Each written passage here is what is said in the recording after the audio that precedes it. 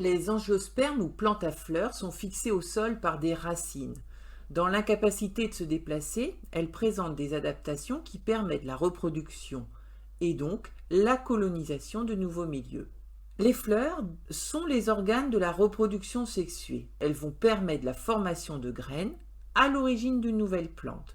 Mais certaines plantes sont capables de se multiplier sans l'intervention des fleurs, grâce à leurs organes de réserve. Entre autres, on parle alors de reproduction asexuée. Ces organes de réserve ont été formés au cours de la photosynthèse et sont remplis de diverses molécules organiques stockées qui vont être mobilisées pour la formation du nouvel individu. Comment les plantes à fleurs se reproduisent-elles?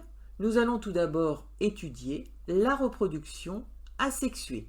Quelques exemples, comme la renouée du Japon, vont nous permettre de comprendre comment une plante peut avoir un caractère invasif. En effet, chaque fragment de la renouée est capable de former un nouveau plan, identique au plan initial d'un point de vue génétique. Les plants forment un clone et vont pouvoir ainsi se répandre dans le milieu.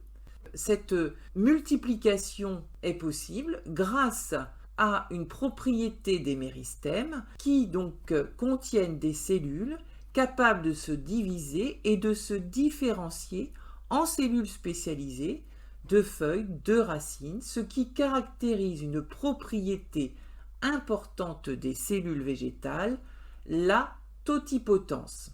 Cette propriété est utilisée dans la technique de culture in vitro où sous l'influence d'hormones végétales savamment dosées, les cellules redeviennent méristématiques et peuvent se différencier en cellules spécialisées de racines et de feuilles. Des pratiques culturales utilisent également ces propriétés, à savoir le marcottage ou le bouturage.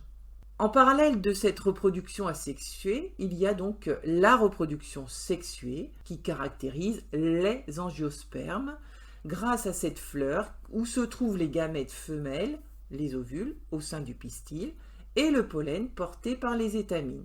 Alors cette fécondation nécessite un transport de grains de pollen d'une fleur vers une autre, plus ou moins éloignée.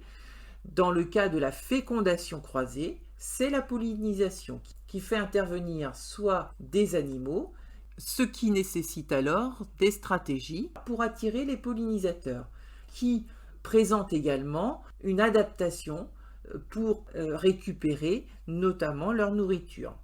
On parle alors de coévolution, fleur, animal, pollinisateur. Cette pollinisation va donc permettre la fécondation qui nécessite la formation d'un tube pollinique pour permettre la rencontre du grain de pollen et de l'ovule. Cet ovule fécondé deviendra alors une graine, la fleur se transformant en un fruit qui renferme les graines. Cette reproduction sexuée est source de diversité génétique car elle assure le brassage des allèles entre individus différents. Or, la plupart des angiospermes sont des fleurs hermaphrodites. Il y a donc des stratégies pour éviter l'autofécondation chez les fleurs.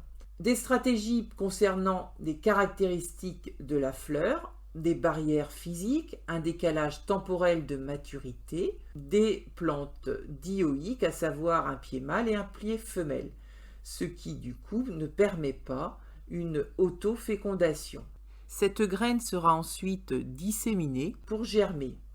De manière à assurer là encore une colonisation des milieux, les graines et les fruits présentent des caractéristiques qui sont adaptées à leur mode de transport.